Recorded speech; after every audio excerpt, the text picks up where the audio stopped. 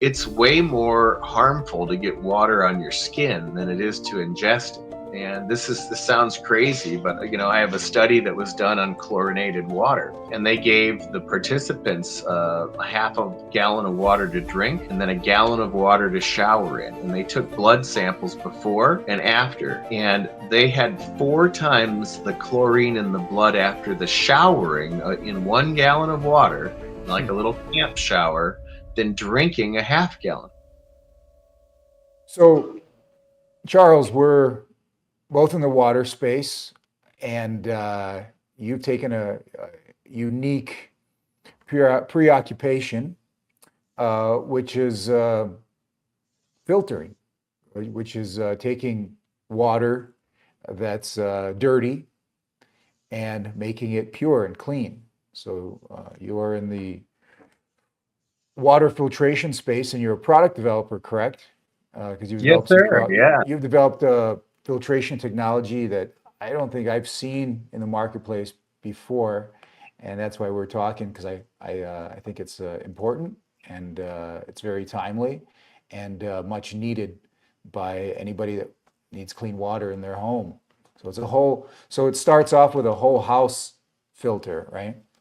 It's Yeah, well, we are water, we're more than 70% water. And so 98.9 actually. that's right. If you weigh it by molecular weight, we're 98.9% water. So we're all water. We're living in water, we're swimming in water, we're the aquatic ape. And it helps in a modern world that we have clean water wherever we are. And that's getting harder and harder to set up for yourself. And there are certain And if solutions that we could offer. sure, So and if you're on a municipal water supply in the US, chances are your water has disgusting it's things in bad. it. It would It's bad. shock you. I looked it up. You know what? There's a free service anybody could go to a website, and you put in your zip code, you pick your water municipality, and it tells you what's in there. And everything is like 50 to 500x of what the recommended, what the safe limit is. Even though all those toxins and chemicals are in the parts per billion, ooh, still it's beyond what any body should have, because this is most of the stuff that's in there is uh, forever chemicals, really. That's right. So you created the Energized Living Water system, and starts off as a whole house filter, but then it's used as a base for other things like spas and pools and water healing centers. But let's start with the Energized Living Water system. But before that, I want to know why. Well, What was I the actually impetus for you? started out with water at the nanoscale. And some of my background is I've developed many, many different technologies in the realm of sanitizing and sterilization. So I've been Okay. manufacturing a line of ozone equipment for almost the last 20 years. I Oh, was led into that because I'm the author of the book Got Mold Now What? I've been one of the country's nationally recognized experts in toxic mold cleanup and remediation. And in terms of cleaning the air, there's just as much bad air in homes as there is dirty water. And so I started working with those solutions, and then I developed some nanotechnologies for water, which is actually how we met. You were okay. looking at adding some of the tech to some of your water products, but it was really when it just hit me one day that there's nobody on the market in the marketplace that's dealing with water as what it really is. So I think to start the discussion, we have to talk about what water is and what it isn't. We're taught Right. in school that water is this simple, chemical compound, H2O. And, you just, run it through some screens, run it through a couple simple filters, and bing, bang, boom, you're back to pure H2O, and it's just as good as it is when it's created. But, I am a proponent and a student of some of the finest minds that have ever existed. And one of them was a gentleman named Victor Schauberger. He's Okay. really one of the giants on whose shoulders I stand in my understanding and knowledge of water. And Schauberger basically proved that water goes through informational stages. what he termed, brand new, childlike water, then adolescent water, and then fully mature water. And he was a believer in drinking fully matured water.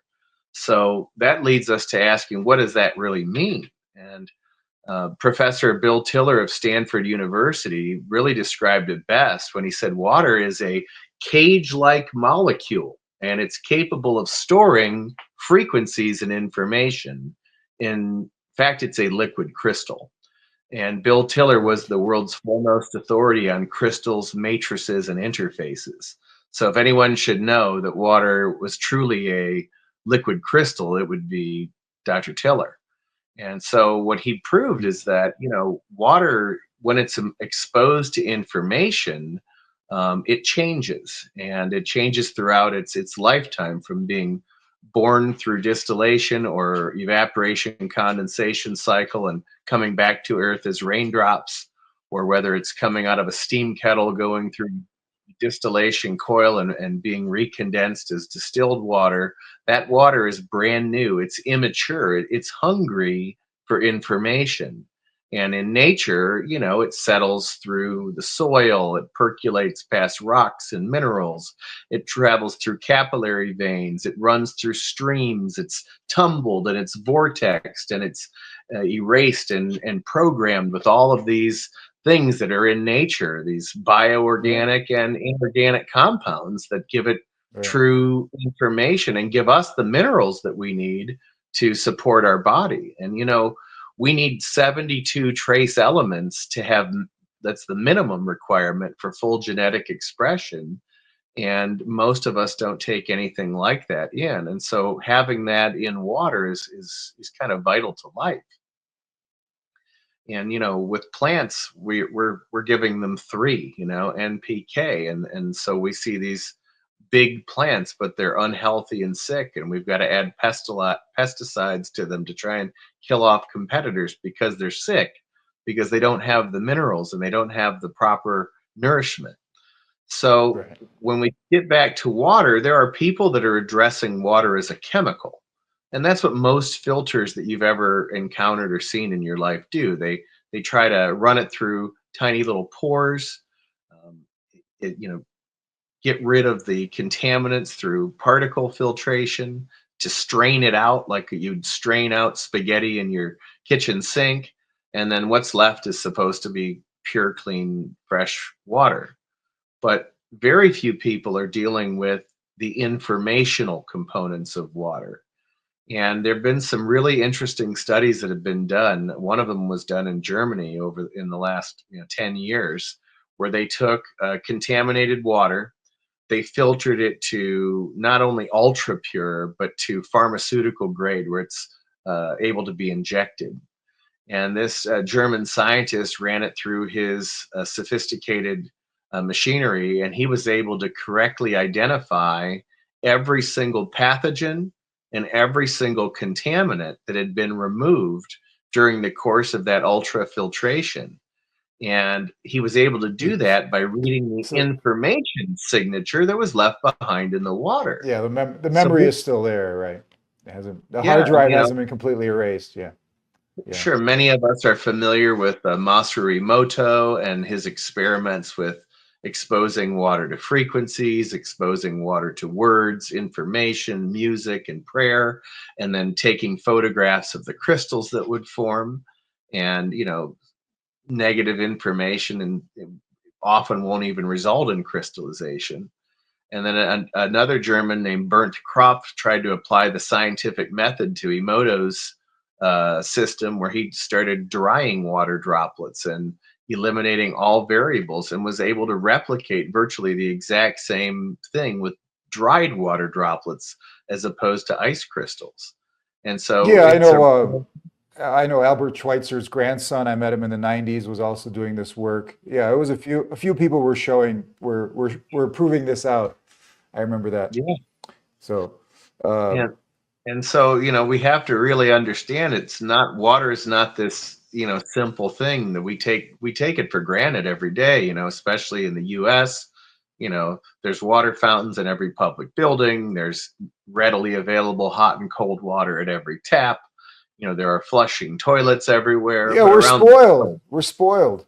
We're yeah, spoiled when it around comes the to world, water. We take it for granted, and it wasn't that long ago that you'd have to walk to the well. that's right. That's right. We're just a few generations removed from outhouses and hard work to get our clean water. That's right. That's right. But so now you've developed this system, and Yeah, it uses these concepts that you're talking about, right? Where you're looking at water more as a you're looking at it from two levels. The way I'm hearing it is water is a whole living system, and yeah, two from biosecurity, from water and air security, right? that's right. Because so Yeah, we don't have just the what? chemical contaminants in water. We've got the biological contaminants to deal with. And there are systems that have been developed that you can buy on Amazon that say use a UV light to try and kill pathogens.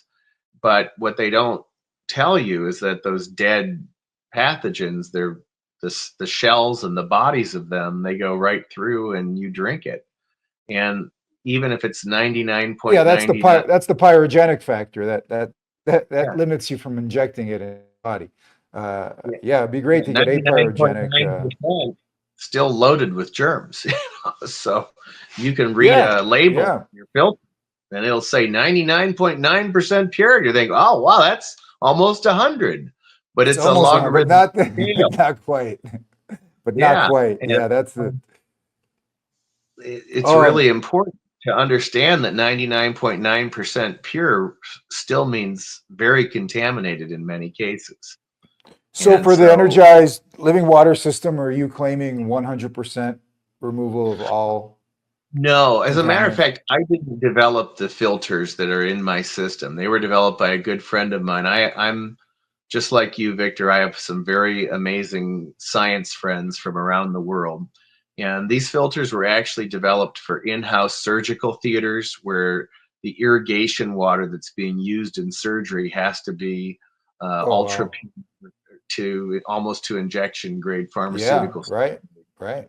And so he developed a novel mechanism for removing the biologicals, and that's a nano ceramic charged media. And so these filters work differently than the garden variety porosity filters that are sold in the industry. Now, there is a pre filter that will take out what we would call big chunks, although they're still very small. And that prevents the big crud that's flowing through the tap from getting into the biodynamic filters. But then we're able to literally remove bacteria to 10 nines. So that's 99.999999999%. And That's really each small. nine is a logarithmic Yeah. scale. So it's very close to 100%. And with viruses, we're able to go to 7 nines. And this is better than reverse osmosis. This is really unheard of. And it's physically removing the Wow. dead bacteria and the dead viruses in that pass.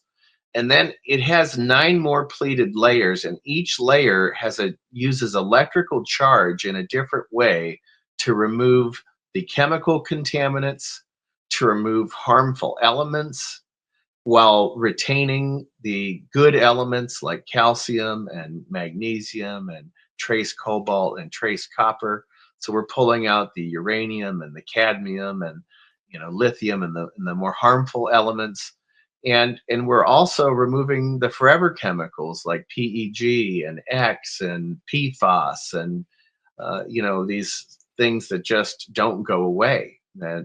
And they're becoming more and more predominant for a variety of reasons. And people think the EPA is this amazing organization that stops all that, and they just make people do it within acceptable limits. And in many cases, they don't even stop you; they just fine you if you keep polluting.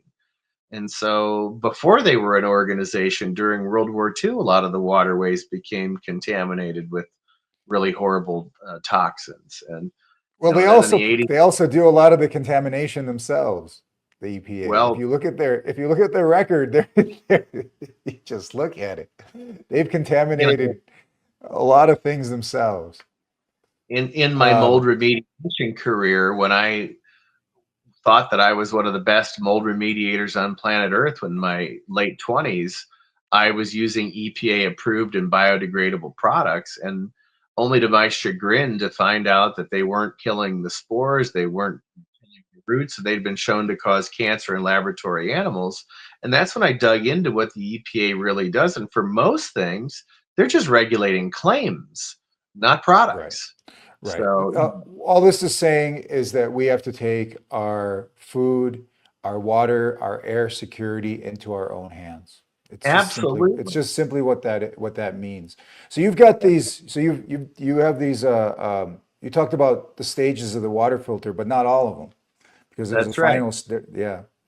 So, after we're going about and removing all of these harmful elements, removing the harmful organics, removing the harmful chemicals and toxins, the next thing we do is we run it through a softening phase, and we run it through a 10,000 plus Gauss magnetic field, and then we begin to vortex it past catalyst plates. And these catalyst plates are changing the structure of calcium to aragonite, which is a crystallized form of calcium. It's still able to be Okay. used Yeah. by the body, but it's not capable of sticking to the sides of the pipes. And it limits the amount of calcium buildup on electrodes in your hot water tanks, on your Okay. pipes, All right. and in your home. But it does something else. Because we start the vortexing process early, it's starting to begin to erase the information or the memory component of the water. So And so you're imploding the memory of the water, essentially. that's it. That's Yeah. it. Just like in nature, water tumbles over stones and rocks and creates eddies and vortexes in a stream or Yeah. in a waterway. You get this being done inside of the technology that we're using to soften the water.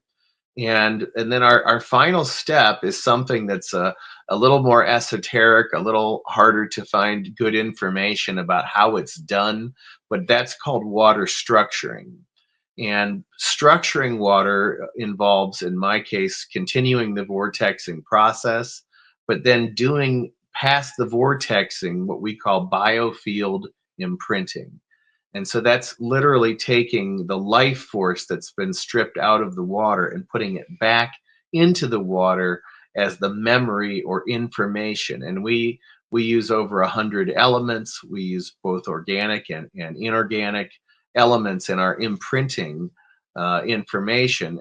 And we've tested this on crops, and we're able to get between 20 to up to 250% yield increases on crops. And a Wow. lot of people say that water structuring is a bunch of voodoo, nonsense. It's the placebo effect. Well, plants don't suffer from the placebo effect. They either Well, grow. you've got multiple structuring going on here. You've got the magnetic field, you've got the vortexing, and you've got the secret sauce of whatever you're doing after that too, right? For the imprinting, yeah. That's Yeah. right. And our newer models, we're switching from our base stainless steel models. In the future, we're going to be going to some precious metal coated copper, which will even Wow. enhance the life force even more. And we're already developing the next generation, even as we speak to you about the really phenomenal current generation. So what does it take? Now, let's say somebody's just moving into a new apartment or a new house. What does it take to set one of these up? Where does it go in? How do you install it? Typically, yeah, it would go into the closet where the hot water tank is, in the garage. Homes have them in the garage, really at Okay. the ingress or the inlet point for the whole house. I do believe in doing the entire house as opposed to using little filters underneath of the Oh, sink. yeah, I agree completely. And Yeah. that way you're not showering in this toxic water and bathing in it. That's another thing to discuss that we haven't really touched on is it's way more harmful to get water on your skin than it is to ingest it. And this sounds crazy, but I have a study that was done on chlorinated water, and they gave the participants a half a gallon of water to drink and then a gallon of water to shower in. And they took blood samples before and after. and they had 4 times the chlorine in the blood after the showering in 1 gallon of water, in like a little camp shower, than drinking a half gallon. Of course, it went up through the roof for both. That makes perfect sense. Knowing chlorine, that makes perfect sense. And you could hurt yourself. Like, when I travel and I go into a hotel room and I turn on the faucet and I go, whoa, it's just, there's everything is over. Most water municipalities around the country, their answer for everything is over chlorinated. And we're not even talking about the fluoride or the forever chemicals and all that. So yeah, That's right. I agree with you because there's no such thing as a shower filter that you put on your shower that will work just by nature of how long water needs to be in contact with any membrane or any type of filtration. Um, Most people, that's where the most damage is done is in the shower. That's right. So if you Showers and can, baths. and then baths, my goodness. And Uh, the other thing you can do, if any of your customers or clients are interested, you can order a orthotoladine pool test kit for under $20 on Amazon. When you test your tap water, you will find levels of chlorine 4 times the level that's safe to swim on average in tap water. I mean, And it's practically an antibiotic. that's It's right. And practically so a it's pharmaceutical. so Uh, doggone it's toxic. shocking. It's shocking. It's shocking. So the answer is to take care of your own water security, and in this case, you have the answer. So can a person install these themselves? Do they need a plumber? If you have basic plumbing experience, it's not very difficult. Most of our clients do end up hiring a local handyman or a plumber to install them. Okay. Depending on if you've got, PEX or copper or, PVC, it can be easier to install if it's PVC. If it's PEX, you have to have the tool for it. And if it's copper, some people are a little scared of sweating copper. Um, so they would And if hire a and if and plumber. if they're on if they're now this is approved for all municipalities in the US. Yeah. And if you have a The well, you should get it tested and you should check what Yeah, the if you water have a is. Now well, we like to have a water a test so that sample. Yeah. you can have that sent to Victor, and he'll send it over to us. We'll have the water engineer look at it, and we'll give you an exact recommendation. We may upsize the diameter of the filter a little, and we'll give you an exact filter change schedule based on your well and whatever contaminants it may have. But the crazy thing about this system is it's a much smaller footprint than most whole house systems. So our Yeah, because average system, they're it's true. Yeah. because It's about a we're quarter. It's not a using quarter of the product. size or less. Yeah. Yeah, and the other thing that we didn't really discuss much is the carbon filters or charcoal filters. So, the majority of water filters that are on the market today, they use either solid block carbon or they use granular carbon filters. One of the latest greatest trends is organic coconut husk, and it sounds so nice and earthy, and it's organic and it's made from coconut Right. husk. It's just But what they charcoal. don't Yeah. Yeah, but what they don't talk about is tunneling. So if you don't have a solid block, water, just like it does in the soil, it creates rivulets. And eventually that tunneling will work its way through your filter. And then the water doesn't go Right. through the charcoal anymore. It goes It's through the waterways that have been eroded. With solid block carbon, you don't get that issue, but you do have massive surface area. That's how charcoal works. The issue is if they're not impregnating that charcoal with something like silver or copper, then you are going to have a massive, bacteria. massive bacteria farm. And so the filters themselves, we talk about our filters physically removing the bacteria and the viruses. What we haven't talked about is that most filters actually breed them. This is Even true. water softeners, the big 2 tank ion exchange resin water softeners or salt exchange water softeners, they use, It's a dirty little secret in the industry. And what more can you say? well, in the salt filters, Legionella can grow. It can grow in salt water. Just because it's salty doesn't mean that no bacteria can survive. And so it's really important The to. filters, any porous media, anything that's wet, the actual pressure tank itself, all these have vectors of contagion that That's it.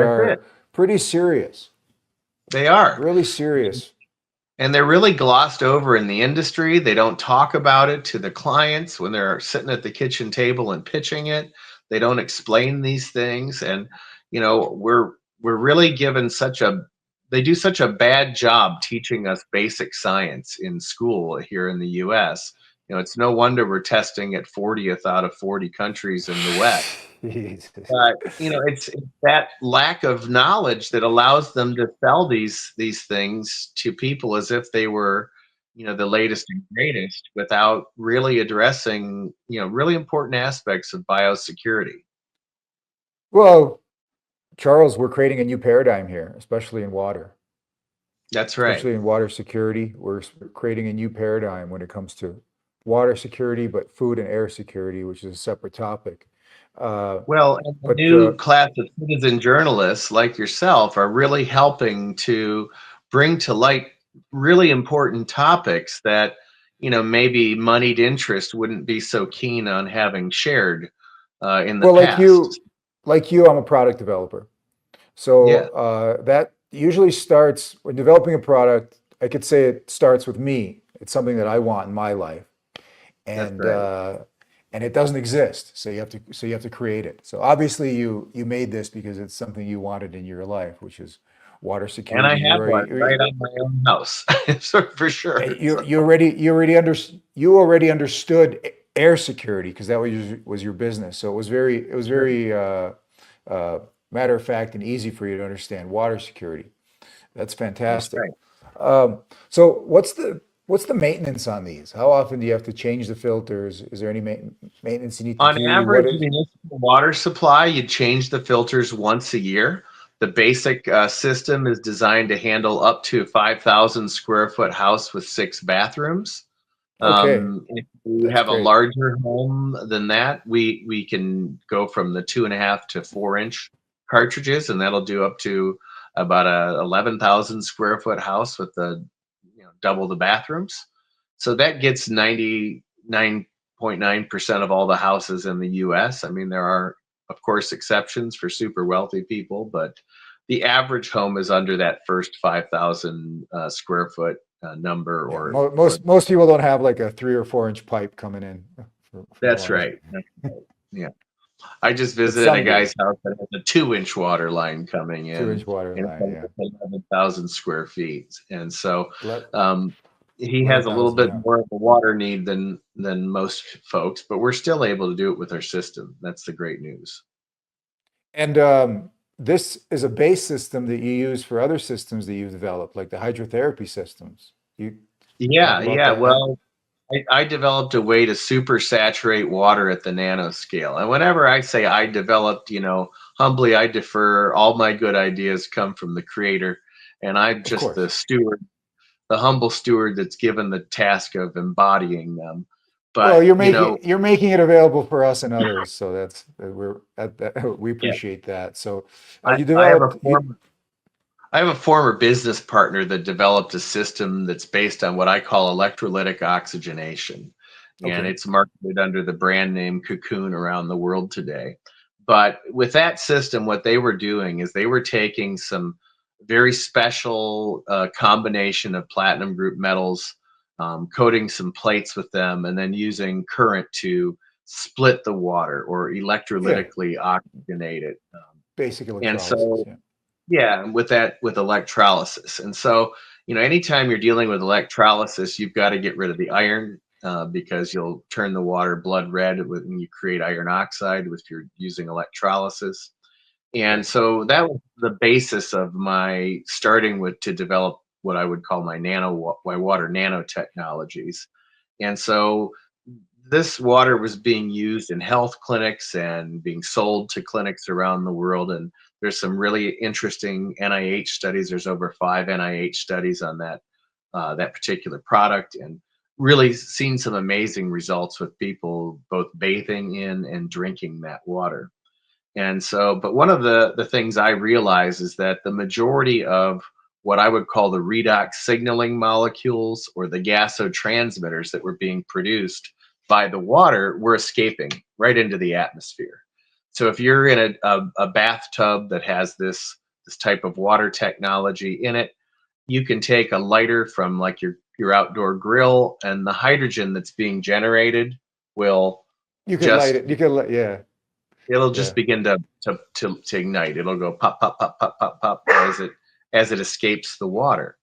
And so I realized that one of the real needs I had was to take and to reintroduce and confine those gases into the fluid, because many people, not only don't understand the simple nature of water, but they don't realize our bodies uh, use nanotechnologies every day. And in Of fact, course.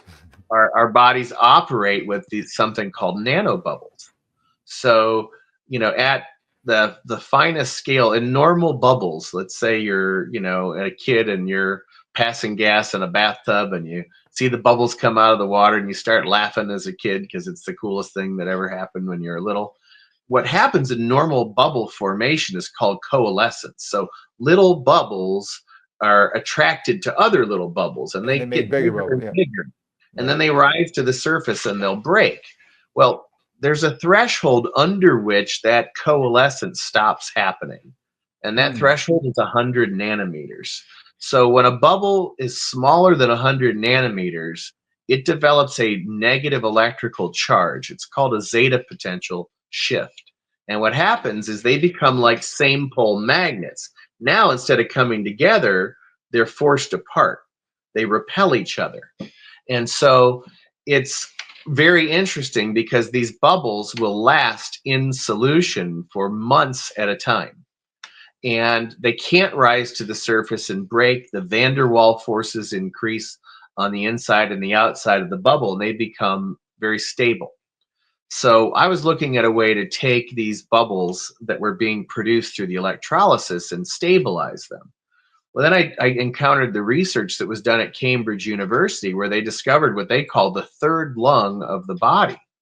And they discovered that our body literally is a generator of these nanobubbles. Hmm. So at the lowest level of the skin, we have the endothelial glycocalyx. And in that level, we're generating CO2 nanobubbles through what's called interstitial foam, cellular foams. And then when we inspire or breathe in, we're generating O2 and N2 nanobubbles at a minimum.